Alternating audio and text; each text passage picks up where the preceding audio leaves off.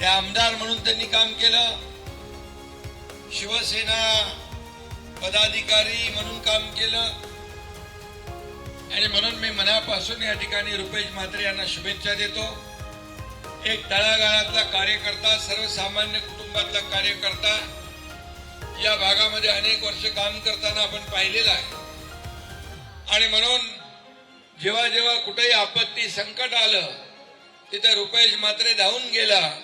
अशा प्रकारचं काम रुपेश म्हात्रे यांनी गेले अनेक वर्ष केलेलं आहे आणि म्हणून मला आनंद आहे की आज त्यांच्या कार्यालयाचं उद्घाटन झालेलं आहे। या कार्यालयातून गोरगरीब, सर्वसामान्य लोक, सर्व जाती धर्माचे, जातीपातीचे सगळे लोक या ठिकाणी येतील, आपल्या अडचणी सांगतील आणि आपल्या समस्या घेऊन येतील।